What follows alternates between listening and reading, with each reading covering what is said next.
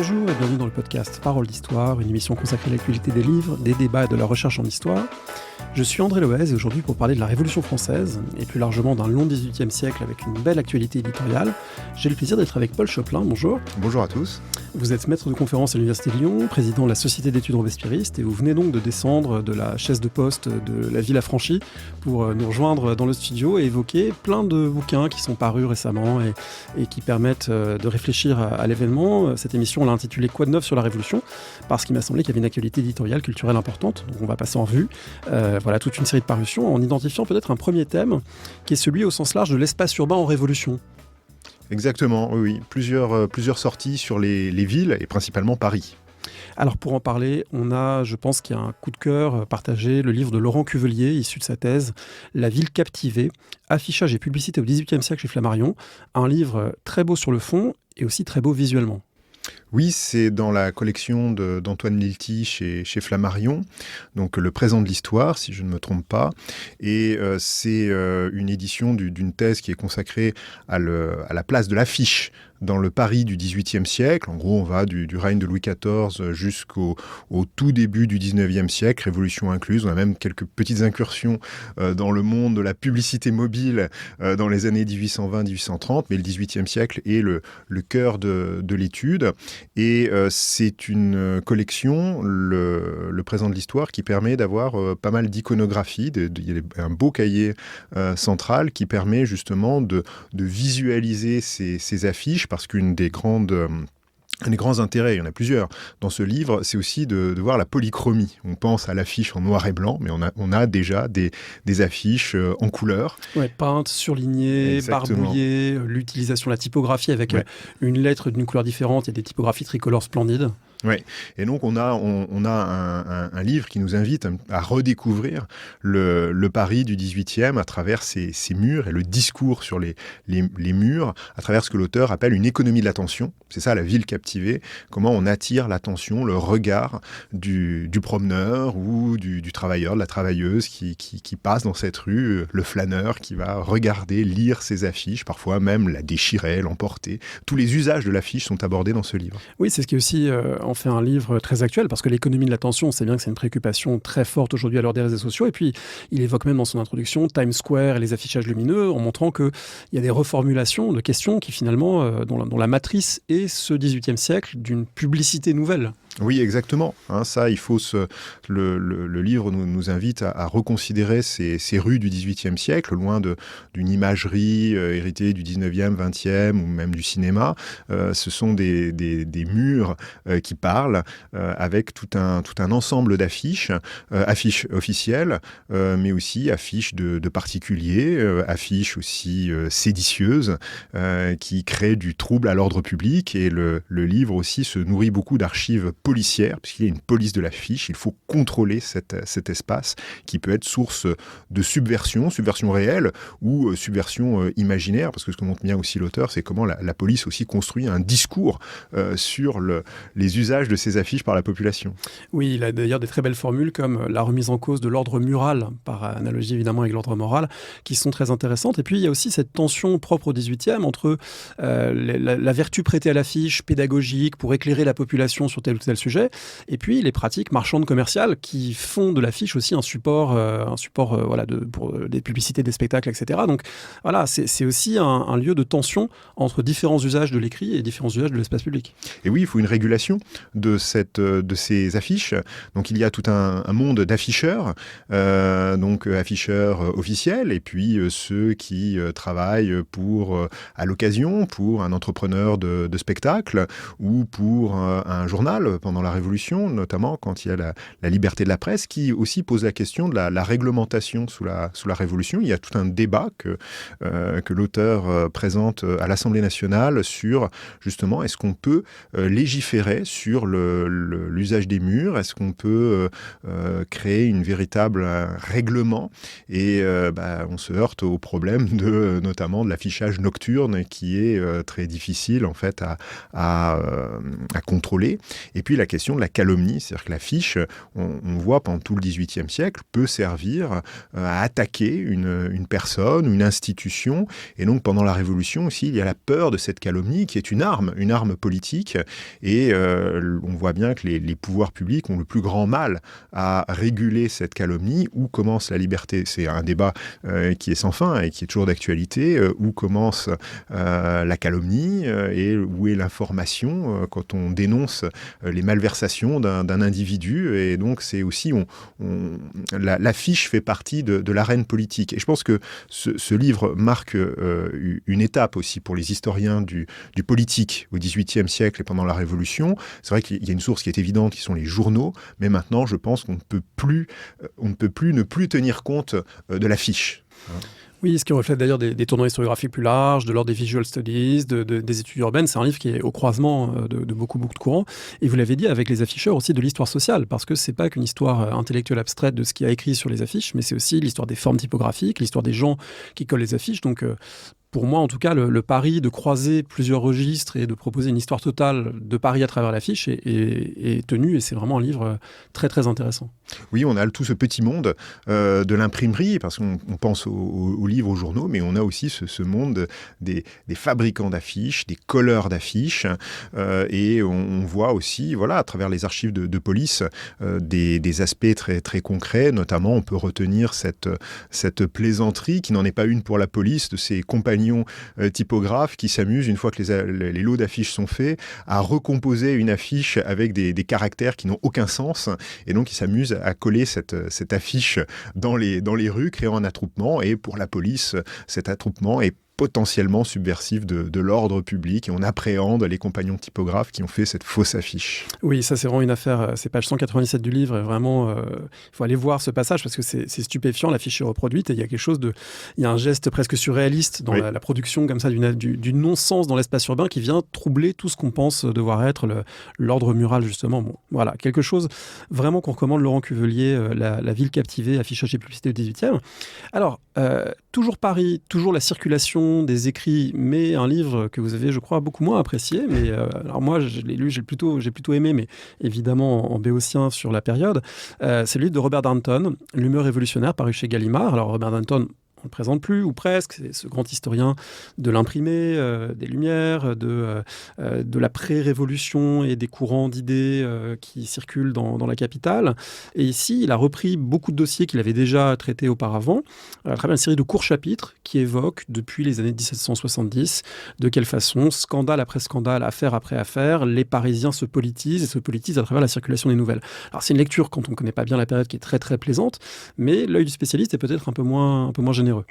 Oui, alors c'est peut-être pour moi le livre le moins convaincant de Robert Darnton, qui est très grand, un immense historien du livre et du commerce du livre, qui a beaucoup travaillé sur la société typographique de Neuchâtel, et qui a produit des ouvrages qui sont incontournables. On pense Le diable dans un bénitier, et puis plus récemment le Tour de France littéraire, sur ce commis voyageur de la STN, qui fait un tour de France pour placer ses livres. Et on est vraiment avec tous ces travaux dans justement ce monde du livre, du commerce du livre, au-delà des frontières, du livre en langue française. Là, on a une espèce de tableau de Paris dans la seconde moitié du XVIIIe siècle. Il appelait l'humeur révolutionnaire, pour montrer comment le livre déstabilise un ordre politique et social. Alors l'auteur se défend de toute téléologie, il le dit dans l'introduction. Néanmoins, la lecture du livre, on est quand même dans une grille de lecture un petit peu qui reprend ce que Roger Chartier avait appelé les origines culturelles de la Révolution. On est dans ce schéma-là qui a été posé dans les années 1980, avant le bicentenaire. Et peut-être qu'aujourd'hui, cette approche, par les textes, par les libelles, par un ensemble de sources qui biaisent un petit peu le regard, aujourd'hui, voilà, quand on est historien de la Révolution française, on est un petit peu plus prudent. Le livre de Laurent Cuvelier, on voit l'écart avec le livre de Laurent Cuvelier qui est beaucoup plus prudent, et qui montre qu'en fait, il y a un espace de la contestation depuis le début du XVIIIe siècle, et se pose la question de la définition de l'humeur révolutionnaire. qu'est-ce que c'est que l'humeur révolutionnaire, et Robert Darnton ne le définit pas vraiment. En général, c'est vrai que quand on prend des métaphores corporelles, biologiques, médicales, pour qualifier les mouvements sociaux, on est toujours un peu sceptique comme historien. On se dit, est-ce qu'on n'est pas en train de réifier quelque chose, qu'on n'est pas en train d'utiliser un registre qui n'est pas tout à fait adapté pour décrire une société avec ses tensions, avec ses incertitudes. Là, il essaie de montrer que effectivement l'humeur monte et que scandale après scandale, il y a quelque chose de plus en plus contestataire. Alors ceci étant dit, moi j'étais quand même frappé par l'intérêt des circuits de circulation de l'information, des modes de circulation non officiels dans un espace public parisien quand même contrôlé par la censure royale, par les autorités, par des agents du roi assez vigilants sur le fait qu'il y ait des mauvais bruits qui circulent, mais les mauvais bruits circulent quand même. Il y a des gens qui ont un rôle de journaliste officieux, qui répercutent cela par des poèmes, il y a des graffitis. Il y a quand même tout ce mode de circulation de l'écrit informel qui contribue à constituer une opinion publique et donc à créer à côté de la cour et de Versailles un espace de plus en plus contestataire. Alors ça, il m'a semblé quand même que c'est bien raconté. Je ne sais pas si c'est entièrement neuf, mais c'est bien raconté dans le livre. Alors là, ma réserve revient plus à la chronologie, parce que justement, il y a aussi un débat chez les historiens sur les origines de l'opinion publique, et plusieurs ouvrages font remonter le curseur même aux guerres de religion, où effectivement on a une guerre pamphlétaire et on utilise des codes de langage et d'information qui font émerger justement une culture commune, des références, une rhétorique qui voit naître quelque chose que certains historiens appellent opinion publique dès le XVIe siècle. Et qu'on retrouve avec les Mazarinades sous la Fronde, par exemple.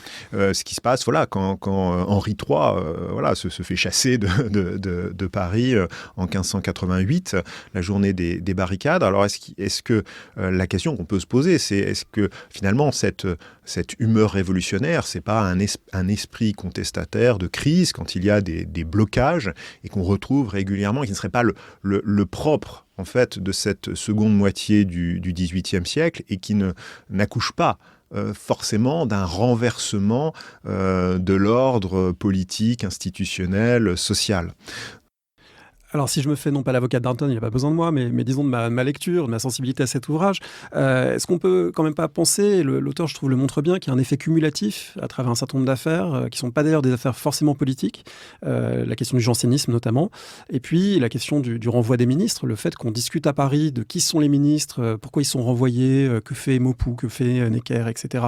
Le fait que ça devienne des figures publiques connues, commentées en tant que ministres, est quand même quelque chose, c'est plus seulement la figure royale ou l'appartenance religieuse, mais là, la sphère du pouvoir n'est peut-être plus aussi sacralisée et distante qu'elle pouvait l'être.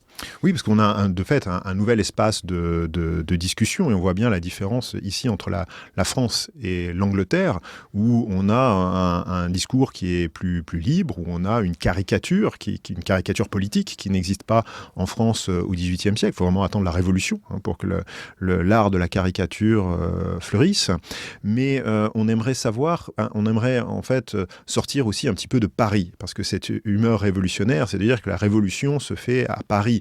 Or, je pense qu'il faut aussi prendre un petit peu de recul et voir ce qui se passe dans les autres centres urbains qui sont aussi au contact avec un espace européen et même atlantique beaucoup plus large en termes de circulation d'idées. Et c'est aussi là encore, le prisme parisien, peut-être que tout se passe à Paris, c'est une ville importante, et Laurent Cuvelier, dont on parlait tout à l'heure, le montre bien. Il y a une concentration, notamment d'imprimeurs, de marchands, d'estampes ou autres, qui n'a pas d'équivalent. Néanmoins, on aimerait quand même avoir quelques éclairages et quelques nuances pour sortir un petit peu du cas parisien. Alors c'est une transition parfaite, c'est presque comme si on l'avait préparé pour évoquer d'autres ouvrages. Je pense à celui de Pierre Cernat, La Révolution oubliée, Orléans, 1789-1820, paru aux éditions du CNRS, qui est un livre que j'ai trouvé très intéressant aussi. Alors d'abord, il nous fait sortir de Paris, et puis le propos de l'auteur est de montrer qu'il y a bien eu une révolution à Orléans et que finalement la ville qui se rêve en ville de Jeanne d'Arc, toujours modérée politiquement, en fait cette image, c'est une image très construite au 19e notamment, qui ne correspond pas exactement à la réalité de la période révolutionnaire. Oui, et c'est un livre qui est bienvenu justement dans cette histoire urbaine de la Révolution, d'abord pour sortir de Paris, et d'autres livres d'ailleurs, d'autres thèses ou travaux ont été consacrés à d'autres espaces urbains permettant de nuancer le cas parisien. Mais c'était surtout des livres qui ont connu des études sur des villes qui ont connu des épisodes de guerre civile ou de violence. Oui, sauf erreur, je crois qu'il y a le travail de Nicolas Soulas sur la vallée du Rhône. Sur la vallée du Rhône. J'ai moi-même travaillé sur Lyon. Anne de Mathan a travaillé sur Bordeaux. Et plus récemment, on a la thèse qui n'est pas encore publiée, mais qui, espérons-le, le sera bientôt, de Clément Denac sur Nancy pendant la Révolution. Histoire politique de Nancy pendant la Révolution. Et là, ce qui est intéressant, c'est une ville qui n'a pas été marquée par des épisodes de violence. On est un petit peu dans une ville qui est dans l'orbite de Paris et qui, effectivement, a un petit peu cultivé son image de ville modérée. Et ce que montre Pierre Cernat en travaillant sur les archives, notamment de la municipalité, il a beaucoup travaillé sur les archives publiques des différentes institutions orléanaises, c'est qu'en fait, non, Orléans a été emportée, elle aussi, dans le tourbillon de la Révolution. Et c'est pour préciser les choses, ce livre est la version, on va dire, augmentée d'un chapitre d'une nouvelle histoire d'Orléans qui vient de sortir aux presses universitaires de Rennes. Et Pierre Cernat a été chargé du chapitre Révolution, Empire, Restauration. Et il a trouvé beaucoup de choses, beaucoup d'éléments qui de fait, révisent complètement l'image qu'on avait de la ville. Ça rentrait pas dans un seul chapitre. Exactement. Et c'est le pari du livre, c'est de donner à voir toutes les facettes de la société orléanaise et montrer que la ville d'Orléans, comme d'autres villes, est aussi une ville ouverte sur l'Atlantique. Elle est un petit peu une interface entre Paris et l'espace atlantique, avec des riches marchands qui sont impliqués aussi dans les débats autour de la question des colonies, de l'esclavage, mais aussi de la guerre avec l'Angleterre, les grands conflits de ce moment. Donc la ville d'Orléans est aussi un réceptacle de tous les enjeux politiques, sociaux, géopolitiques, mais aussi religieux. Et on a ici un petit peu une autre façon de comprendre la Révolution et la façon aussi dont une ville ensuite reconstruit son histoire. Ce qui est très intéressant aussi, c'est de montrer, il y a des pages très intéressantes sur les règlements de compte politiques après Thermidor et comment la bourgeoisie orléanaise, petit à petit, impose son récit des événements et justement met un petit peu un voile sur les tensions qu'a pu connaître la ville, mais aussi le moment. La ville a eu aussi son moment sans culotte en 1793, 1794. Il y a eu aussi des attaques contre le culte catholique assez violentes avec le représentant en mission Laplanche. Autant d'épisodes qui ont été un petit peu oubliés au 19e, 20e siècle. La figure de Jeanne d'Arc a un petit peu écrasé tout cela et la couverture le montre bien. Il y a un petit clin d'œil. On a une image pieuse de Jeanne d'Arc et une Jeanne d'Arc coiffée du bonnet phrygien. Oui, ces affrontements locaux, d'ailleurs, ils ont même provoqué des destructions qui ont des conséquences pour les sources, puisqu'il y a eu des incendies à Orléans en 1795, 1815. Par la suite, il y a eu des bombardements durant la Seconde Guerre mondiale, ce qui fait que c'est une histoire qui s'écrit aussi avec, comme c'est souvent le cas, des sources trouées, lacunaires, mais aussi des trouvailles, notamment des journaux de femmes qu'il a travaillé et voilà, à qui il donne une place intéressante pour... ça reflète aussi une historiographie, et voilà, maintenant qui pose beaucoup plus ces questions qu'il y a 2 ou 3 décennies, voilà, qui fait une histoire un peu au ras du sol d'Orléans, vue notamment par des femmes qui ont laissé des témoignages. Exactement, on a ces journaux, ces chroniques qui permettent de voir comment ces acteurs et ces actrices ressentent les événements et quelle grille de lecture ils vont, à travers quelle grille de lecture ils vont interpréter ce qu'ils voient à travers leurs fenêtres, dans la rue. C'est très intéressant aussi sur justement la question de la perception par l'individu d'événements qui lui échappent un petit peu et auxquels on donne sens. Et ça aussi, ça nous invite invite à être... c'est une leçon d'humilité pour appréhender cette période où, pour les acteurs ordinaires, rien n'est écrit à l'avance. On essaye de donner sens à des événements qui... voilà, on ne sait pas de quoi demain va être fait.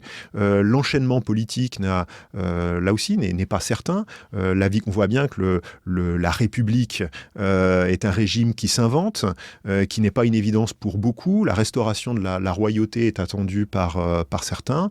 Et aussi, on voit bien comment est perçu le général Bonaparte. Il y a aussi des aspects très, très neufs dans ce livre sur justement l'apparition du sauveur à travers justement ces sources d'une ville moyenne du pays, et comment on perçoit petit à petit cette figure comme celui qui va restaurer l'ordre.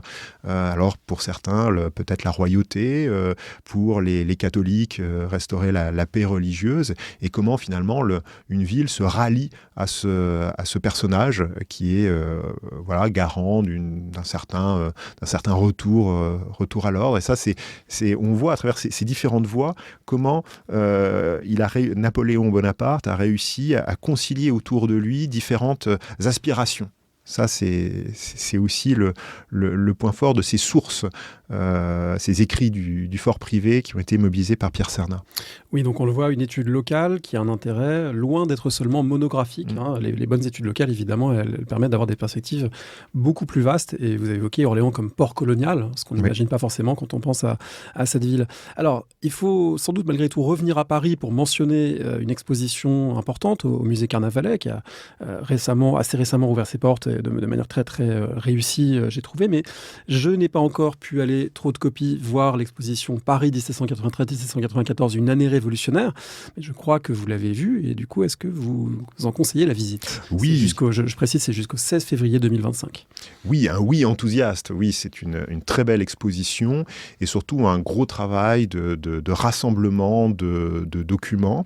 Alors, certains sont connus, d'autres moins, et le parcours nous invite à pénétrer dans le quotidien du Paris de la terreur. Le mot n'est pas mis en avant et de façon volontaire. C'est le Paris de 1793-1794 pour ne pas limiter cette période seulement à la persécution et à la violence politique qui est réelle. Le sujet n'est pas occulté, loin de là. Il y a toute une portion du parcours qui est consacrée aux prisons, aux exécutions, à la surveillance aussi des populations, et le discours qui accompagne l'exposition est très juste de ce point de vue-là. Il ne s'agit pas de minorer ni d'exagérer. Il faut regarder les choses en face. Mais Paris 1793-94, ce n'est pas que ça. C'est aussi une ville en guerre, c'est-à-dire qu'on est une nation qui est mobilisée dans une espèce d'effort national pour organiser la victoire. Et on voit cette militarisation de la société au quotidien à travers des objets. On a aussi des documents d'archives. Les archives nationales et ont prêté beaucoup de documents qui permettent de pallier les destructions des archives qui étaient conservées à l'hôtel de ville. Et puis on a aussi le quotidien politique. Paris, centre du gouvernement révolutionnaire, beaucoup d'éléments sur la Convention, la vie à la Convention, l'instauration du régime républicain, et puis des éléments aussi sur la politique culturelle de la Révolution, l'éducation, les fêtes, des choses aussi des documents assez rares sur ces fêtes, notamment des candélabres qui avaient été utilisés pour les obsèques du représentant Lepelletier de Saint-Fargeau, qui est le premier martyr de la liberté, et des obsèques qui ont été scénographiées notamment par David. Et ces candélabres permettent de toucher un petit peu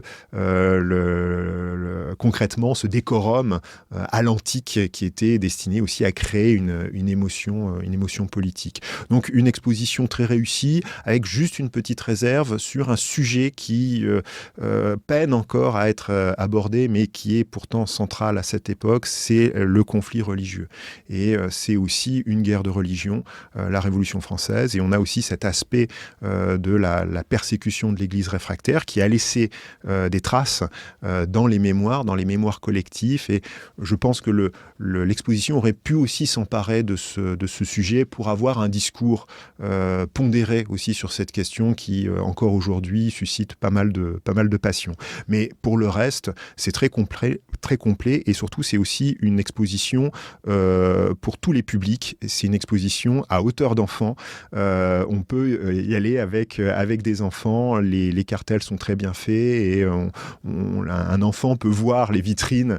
Non, là, de ce point de vue-là aussi, l'exposition est une vraie réussite. Donc je recommande sa visite. Oui, ça c'est un choix, on en avait parlé avec les responsables du musée au moment de la réouverture, c'est un choix muséal d'ensemble pour cette exposition et pour le reste de Carnavalet qui est de penser une muséographie effectivement ouverte sur l'enfance, et c'est une très bonne chose. Je voudrais vous interroger peut-être sur cette expression que vous avez utilisée à l'instant, c'est aussi une guerre de religion, la Révolution française. C'est fort de dire ça. Qu'est-ce que vous mettez derrière ? Peut-être parce que à la fois, je pense que c'est évident pour tout le monde que le clivage religieux est central dans la Révolution, mais dire que c'est une guerre de religion, à quoi ça renvoie ?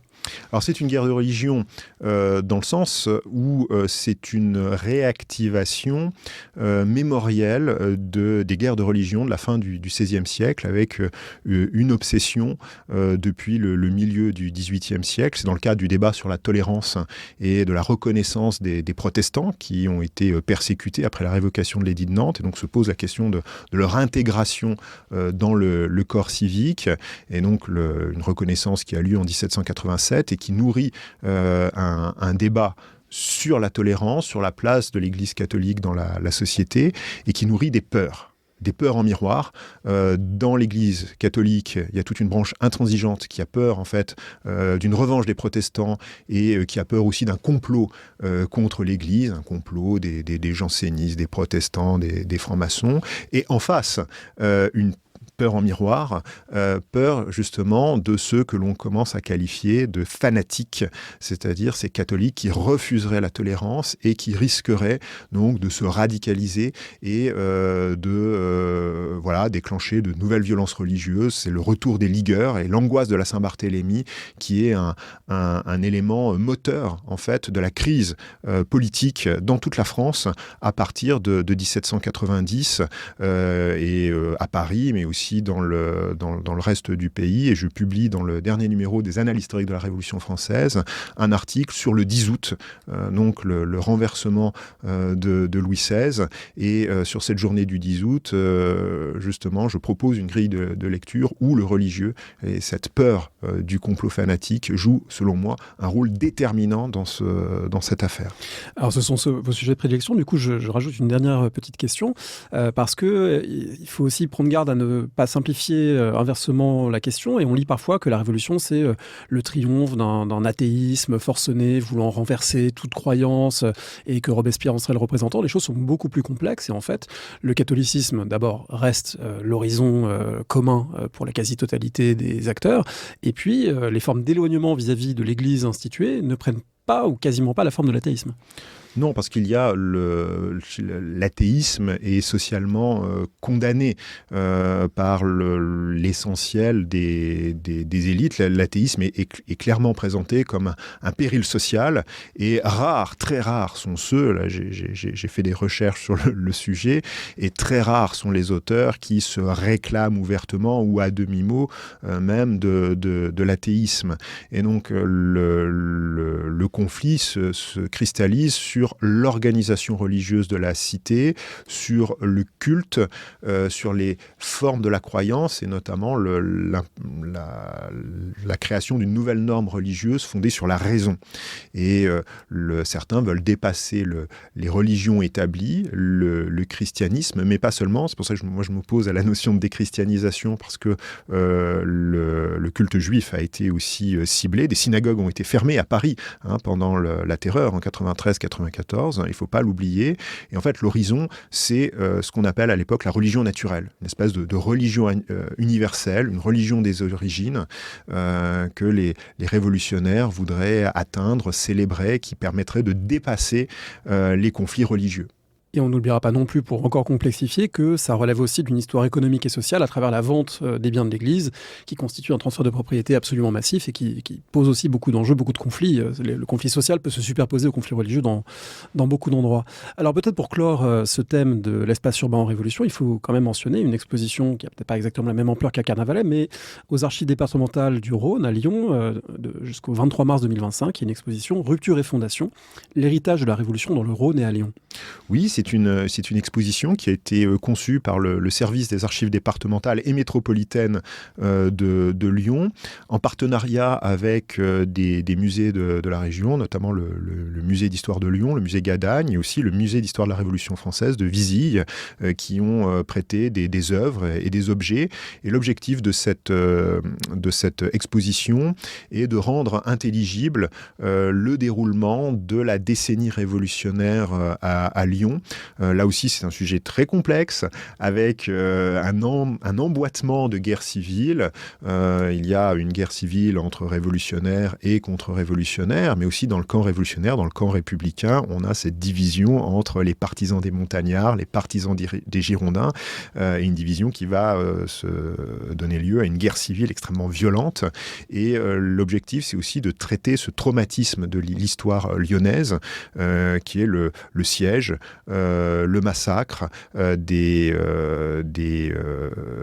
l'armée lyonnaise à la fin du siège, la répression qui est extrêmement violente, et les règlements de compte. Et donc c'est une ville qui a été meurtrie par cette guerre civile, et une guerre civile que la ville de Lyon a du mal à accepter. Il y a eu tout un travail mémorial de réconciliation après la Révolution, et l'exposition aborde aussi, c'est très important, cette question de la mémoire locale de la Révolution, entre réconciliation et occultation. Un peu comme à Orléans, au fond. Un petit peu comme à Orléans, sauf qu'à Orléans, à Orléans, il n'y a pas eu la répression, il n'y a pas ce traumatisme des charniers, des familles endeuillées, et d'une ville qui est sous tension. Lyon, c'est aussi une ville qui est sous surveillance, qui subit un contrôle militaire très, très étroit pendant le Directoire, et une exposition qui permet aussi de voir toutes les ressources disponibles dans les archives, les destructions aussi qui ont été opérées, et qui abordent la mémoire jusqu'à nos jours, puisque sont exposés les fameux cahiers de doléances de 2019, qui sont bien conservés dans les archives et qui sont consultables. Il faut en faire la demande, et il n'y a pas de secret autour de ces cahiers de doléances. Ils sont présentés, on peut les voir. Alors il y a un deuxième grand thème après l'espace urbain qu'on peut identifier dans les parutions, on pourrait appeler ça Ordre et désordre en révolution. Il y a notamment un livre très ambitieux de Jean-Clément Martin, lui aussi qu'on ne présente plus, historien majeur de la Révolution française, de la Vendée notamment, mais pas seulement, qui est intitulé La Grande Peur de juillet 1789. Très ambitieux, pourquoi ? Parce qu'il s'agit rien moins que de revisiter un des classiques de l'histoire, de l'historiographie révolutionnaire, La Grande Peur de Georges Lefebvre de 1932, le revisiter à partir des propres notes de Georges Lefebvre retrouvées dans leur boîte où elles étaient conservées, et de relire l'événement avec un livre qui est à la fois très intéressant, mais que j'ai trouvé par moments qui m'a un peu désemparé par moments, parce que c'est un peu deux livres en un. Il y a à la fois un récit de l'année 1789 renouvelé, et puis l'opération historiographique de retour sur les écrits de Georges Lefebvre et de remise en perspective et de critique par moments de ses interprétations. Et du coup, je trouve que les deux, ça n'agence pas, à mon avis, parfaitement à la lecture, mais c'est quand même une proposition qui est à la fois originale et intéressante. Oui, pour moi, c'est avant tout un livre d'historiographie. C'est le retour sur un classique, la Grande Peur de 1789 de Georges Lefebvre, 1932. Et donc, qu'est-ce qui reste de ce livre, et comment ce livre a été mis en avant, puisqu'il a été réédité, si je ne me trompe pas, chez Armand Collin au moment du bicentenaire, et comment, en fait, un livre d'histoire devient un classique. Et ça, c'est très intéressant. Et Jean-Clément Martin revient, alors c'est à la fin du livre, sur comment les différents historiens de la Révolution ont traité cet épisode pour arriver à Georges Lefebvre. Mais cette enquête, à travers les notes, en fait, le matériau de Jean-Clément Martin, ce sont toutes les fiches qui ont été réalisées par Georges Lefebvre pour préparer l'ouvrage. Donc des fiches qui étaient déposées à l'Institut d'histoire de la Révolution française. Et Jean-Clément Martin les a redécouvertes et a décidé donc de les explorer.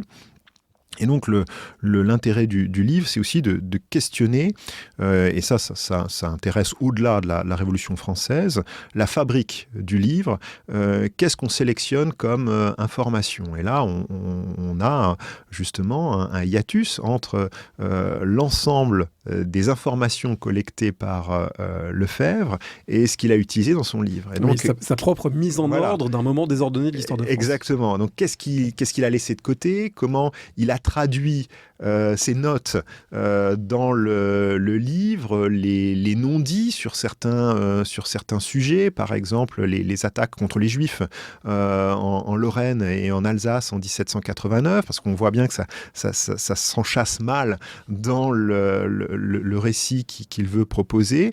Et puis aussi la complexité, c'est aussi intéressant, le livre, de la proposition de Lefebvre, qui n'est pas évidente. C'est-à-dire qu'il y a deux phénomènes concomitants, des révoltes et une grande peur, qu'il ne faut pas confondre, hein, c'est ce qu'essaye de démontrer Georges Lefebvre. Et donc Jean-Clément Martin essaye un petit peu de déconstruire, de questionner le propos de Lefebvre. Alors oui, c'est un livre qui peut... Voilà, on peut être un petit peu désemparé parce qu'il commence effectivement comme un récit. On a les premiers chapitres, on a l'enchaînement des événements de 89 qui conduisent à la Révolution, à savoir la transformation des États généraux en Assemblée nationale. Puis après, on enchaîne sur ces révoltes, sur des points régionaux. Et ce que veut montrer Jean-Clément Martin, c'est peut-être que Georges Lefebvre n'a pas été assez attentif aux différents contextes locaux. Et donc le livre est une invitation à poursuivre l'enquête.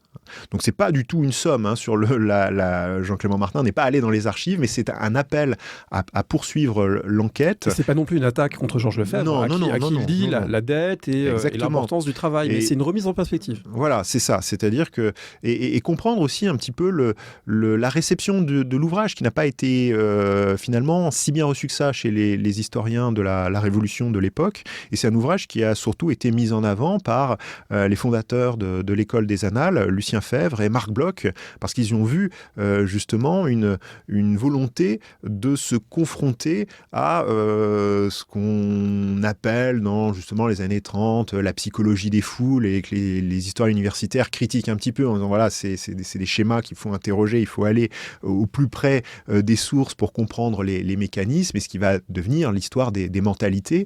Et donc cette grande peur est un petit peu un des livres fondateurs de ce courant historiographique.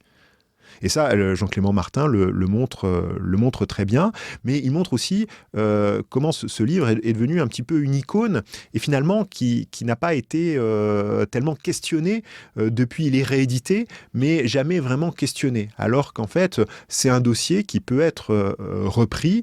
Il donne quelques pistes, d'ailleurs, Jean-Clément Martin, sur la façon dont on pourrait reconsidérer certains mouvements au regard notamment du temps long des révoltes qui ont lieu en France sous l'Ancien Régime. Ici, bien sûr, le livre de Jean Nicolas, mais il y a toute une historiographie des révoltes, notamment du XVIIe siècle, les travaux, on peut citer Yves-Marie Bercé, très classique, mais qui permettraient de réévaluer tous ces mouvements et faire un petit peu la part des choses, peut-être. Et là, c'est l'appel, moi, de Jean-Clément Martin qui m'a le plus séduit, c'est peut-être aussi sortir sortir de la séquence 1789, arrêter de sacraliser 1789 et tenir compte aussi bien de ce qui se passe avant et ce qui se passe après. C'est ce qu'avait déjà commencé à faire un petit peu l'historiographie soviétique, l'héritier de Porchnev, Anatoly Ado, sur les luttes rurales, mais il y avait toujours, on essayait de distinguer le moment 1789, et Jean-Clément Martin dit qu'il faut peut-être arrêter de conférer un rôle particulier à ce mouvement en juillet 89, même s'il a une importance politique. On ne peut pas nier qu'il y a un rapport direct avec ce décret du 4 août qui supprime la féodalité, qui abolit les dîmes et qui est un tournant politique majeur. Donc ces mouvements de révolte ont une influence sur la Révolution, ça c'est indéniable, mais est-ce que c'est à l'origine un mouvement révolutionnaire, est-ce qu'il y a une spécificité révolutionnaire dans ces peurs et dans ces mouvements? Ça c'est une autre histoire. Oui, d'autant qu'on peut le renouveler à la fois par l'historiographie des révoltes, mais aussi par l'historiographie des rumeurs, et citer notamment le livre passionnant de François Ploux, de Boucheray, qui a vraiment fait beaucoup pour permettre de penser dans un temps plus long la circulation des nouvelles, notamment dans le monde rural, avec les légendes de retour de Napoléon en 1816-1817. Et voilà, et ça, c'est vraiment des terrains où on peut renouveler les analyses. Alors un livre très différent, même si c'est un historien qui a beaucoup travaillé sur la conflictualité rurale, lui aussi, c'est le livre de Jean-Pierre Gessen, sur Vidocq entre rébellion et nouvel ordre, Fayard. Ça se présente en apparence, la couverture, comme une biographie Fayard, mais en fait c'est tout autre chose. C'est un livre, c'est une réflexion très très intéressante sur un personnage, Vidocq, qui est une figure comme seule la période révolutionnaire et post-révolutionnaire pouvant produire, c'est-à-dire un ancien bagnard, devenu chef de la police et incarnant à lui seul toutes les facettes d'une société bouleversée, transformée, à la recherche d'un nouvel ordre. Oui, alors peut-être dire un mot sur l'auteur, sur Jean-Pierre Gessen, qui est une grande figure de l'histoire de la Révolution. Ouais, son manuel en carré histoire a fait le bonheur de générations d'étudiants. Exactement, alias Big Moustache pour les historiens de la Révolution, et il est spécialiste d'histoire rurale. Il a eu une grande influence. Il a été professeur à l'université de Lille. Il a beaucoup d'élèves. Et c'est un enseignant charismatique, un enseignant-chercheur charismatique. Et j'avoue, quand j'ai vu la biographie Vidocq, quel est le rapport avec Jean-Pierre Gessen, je me suis dit, c'est un violon d'Ingres de retraité. Il avait peut-être une passion pour Vidocq. Je me suis plongé dans le livre. Et là, j'ai compris. En fait, ce personnage est au cœur de l'histoire que fait Jean-Pierre Gessen, qui est une histoire sociale de la Révolution, et de comprendre comment une société est révolutionnée. Et François Vidocq, le bagnard devenu policier, entrepreneur, est une clé idéale pour comprendre les bouleversements de cette société. Et on a un livre qui est aussi remarquable sur le plan de l'utilisation des sources, parce que Vidocq est surtout connu, et la principale source sont ses mémoires. Et le livre s'ouvre, on a un chapitre qui nous présente l'itinéraire de Vidocq pour saisir un petit peu, parce que c'est assez complexe, c'est une vie d'aventure, donc saisir chronologiquement ce parcours. Et puis après, le deuxième chapitre, c'est une analyse justement des mémoires. Qu'est-ce qu'on fait de ces mémoires? Et donc c'est très intéressant parce que Jean-Pierre Gessen explique qu'on est dans un genre qui est florissant sous la Restauration et la monarchie de Juillet, les mémoires des survivants de la Révolution et de l'Empire. Il y a un goût du public pour ces parcours, et c'est aussi une entreprise commerciale de rédiger ces mémoires, puisqu'on travaille avec des plumes qui vous aident, qui parfois vous trahissent. Enfin, du moins, c'est ce que dit Vidocq pour le premier tome de ces mémoires. Et donc, ça tout de suite, Jean-Pierre Gessen nous invite à pénétrer ces recompositions du récit, et ce que peuvent faire les historiens avec ce type de document. Parce que c'est vrai qu'on voit ça, on dit, non, je peux pas m'en servir, c'est une recomposition postérieure. En plus, il y a des plumes qui ont travaillé dessus, donc c'est n'importe quoi. Et Jean-Pierre Gessen, non, on peut les utiliser à condition de bien les critiquer, de bien faire une contextualisation, une contextualisation double, celle du contexte d'écriture, le contexte commercial, comment on vend ses mémoires, puis Vidocq va aussi faire des romans dans les années 1830-40, et puis le contexte qui est celui du témoin, de l'acteur qui a vécu les différents moments de la Révolution, et à partir de là, Jean-Pierre Gessen nous donne une série de chapitres thématiques qui permettent de comprendre comment un individu peut saisir des opportunités, puisque c'est cela qu'il s'agit, pendant la Révolution. Et là, justement, un itinéraire qui est très intéressant, parce que c'est pas, il le dit bien, c'est pas une trajectoire sociale ascendante, quelqu'un qui profite. Non, là, c'est quelqu'un qui saisit des opportunités et qui commence, un petit peu comme un aventurier, qui devient un malfrat, qui va finir bagnard, et puis qui après va faire carrière dans la police, va devenir un bourgeois parisien, un entrepreneur, qui va essayer aussi de tirer profit des changements politiques, qui va tomber, qui va se relever, puis qui va finir dans la misère.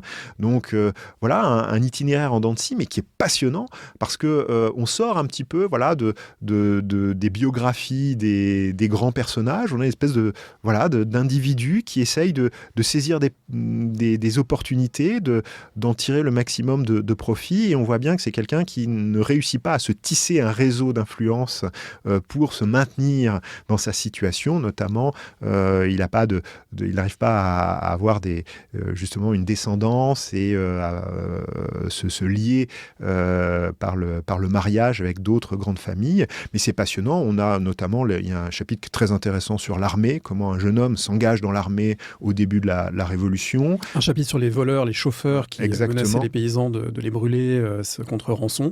Ah oui, ça c'est très... Donc tout ce qui est lié aussi à la pègre, et au banditisme pendant la Révolution, et comment on se retrouve bandit. Et justement, sur l'armée, c'est très intéressant, parce qu'on n'a pas le récit classique, justement, du soldat qui connaît une ascension, qui va devenir général sous Napoléon. Là, non. Il a une petite ascension, puis d'un coup, il dégringole en 94, il vivote, et c'est là qu'il va devenir... On a ce qu'il appelle l'armée, ce que Jean-Pierre Gessen et Vidocq appellent l'armée roulante. Et ça, c'est très intéressant, parce qu'on voit comment une société est complètement désorganisée par la guerre, par la Révolution, et c'est le monde des imposteurs. Et là, on a ce monde des imposteurs militaires, donc de ces individus qui se promènent avec des uniformes, avec des grades qu'ils n'ont pas, et qui sillonnent les campagnes pour faire des réquisitions, pour voler, piller. Et donc aussi, cet itinéraire de Vidocq, c'est parce que Vidocq est célèbre pour ses déguisements. C'est ce qui faisait un petit peu le sel de tous les récits autour de lui. On pense à la série télévisée. Déguisement, donc évasion. Voilà, évasion. Et en fait, derrière ce roi du déguisement, en fait, non, c'est aussi une société où il y a une société où toutes les barrières sont renversées. On peut se faire très facilement passer pour ce qu'on n'est pas.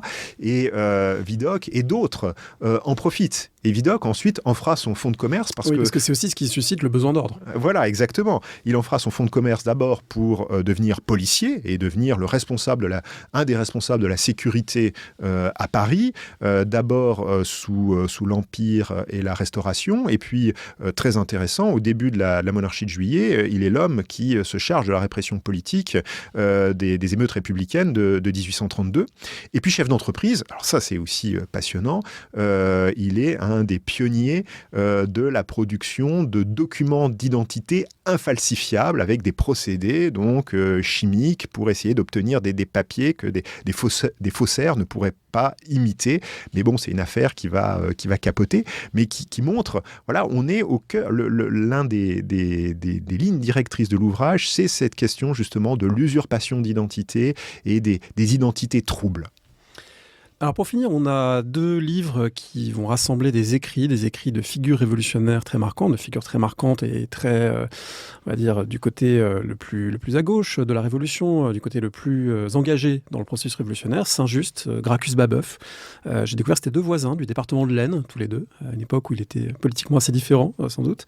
Alors on a un Découvrir Saint-Just aux éditions sociales de Marc Bélissa et Yannick Bosque, qui est une série d'extraits commentés, et puis on a les deux premiers tomes des œuvres de Gracchus Babeuf, avec les journaux qu'il a fait paraître entre 1790 et 96, édités par Stéphanie Rosa et Hélène Parent. Voilà, il faut peut-être dire un mot de ces 2 volumes, qui sont des recueils de sources avant tout, avec des commentaires et des notes, mais qui permettent d'aller lire directement 2 acteurs importants de la Révolution. Oui, alors pour Saint-Just, on ne le présente pas, grande figure de la montagne, grand acteur du gouvernement révolutionnaire de l'an 2, compagnon politique de Robespierre, et qui finit avec les robespierristes sur l'échafaud, le dit Thermidor en 2. Et Yannick Bosc et Marc Bélissa proposent une petite anthologie de textes de Saint-Just qui est bien utile. Alors on dispose pour Saint-Just des œuvres complètes qui sont assez faciles à trouver, qui ont été éditées chez Gallimard dans la collection Folio, donc en poche, mais c'est un énorme pavé, et c'est vrai que pour un premier contact, c'est un petit peu difficile. Là, Yannick Bosc et Marc Bélissa proposent une première approche avec une sélection de textes, avec un texte de présentation qui est très clair, qui permet bien de saisir qui était Saint-Just à partir d'une bibliographie à jour, puisque même si on n'a pas trouvé beaucoup de choses nouvelles, il y a quand même eu de belles trouvailles ces 10 dernières années. Je pense notamment, par exemple, à l'inventaire, les études sur l'inventaire de sa bibliothèque saisie au moment de son arrestation. Et puis il y a la grande thèse d'Anne Kennedy qui a été publiée chez Champion il y a quelques années. Et donc les 2 auteurs, Yannick Bosc et Marc Bélissa, rassemblent tout cela pour donner un petit aperçu qui est très efficace pour montrer l'originalité de la pensée de Saint-Just, loin des caricatures, soit la géographie, soit au contraire la légende noire, pour montrer que c'est pas seulement un théoricien, mais c'est quelqu'un qui est très pragmatique, qui est un acteur. Il a été représentant en mission, il est près du terrain, et donc c'est un philosophe politique ou un politique philosophe, c'est-à-dire qu'il y a un niveau théorique qui est très important et qui est très intéressant, mais en même temps qui se confronte aux réalités du gouvernement révolutionnaire. Et donc on a ici un recueil qui montre un échantillon, met à disposition un échantillon de textes qui reflètent les principales préoccupations de Saint-Just. Donc je le recommande si on veut se découvrir ce personnage, cet acteur important de la pensée démocratique, parce que c'est un des grands penseurs de la démocratie républicaine de la fin du XVIIIe siècle. Très jeune homme, avec notamment ce texte qui est reproduit, qui est fascinant. On ne peut régner innocemment, à un moment du procès de Louis XVI. On dit Saint-Just. Comme on dit Nègre. Est-ce que vous dites Nègre à vos étudiants ? Alors, non. Moi, j'ai Necker. Après, c'est comme John Law. On devrait dire Las. C'est voilà. Après, je pense que chacun est libre d'employer. C'est l'usage qui consacre la bonne prononciation. Je n'entends plus grand monde parler de Nègre, mais comme Las. Sait-on jamais. Voilà. En tout cas, je crois qu'on dit Babeuf. Et oui. Du côté de Gracchus Babeuf, donc là, cette fois, c'est la Société des études robespierristes qui l'édite. Vous êtes bien placé pour en parler de ces 2 volumes. Exactement. Donc la Société des études robespierristes avait été fondée en 1907 par Albert Mathiez. Et son rôle, c'est une société savante. Et sa première mission était d'éditer, sa fonction était d'éditer les discours et les articles de journaux de Robespierre. Et donc une mission qu'elle a accomplie. Et au fil des années, l'intérêt de la Société des études robespierristes s'est bien sûr élargi à l'ensemble de la période révolutionnaire, et révolutionnaire au sens large, du milieu du XVIIIe siècle jusqu'à la période Empire, même Restauration, avec une revue de référence, les Annales historiques de la Révolution française.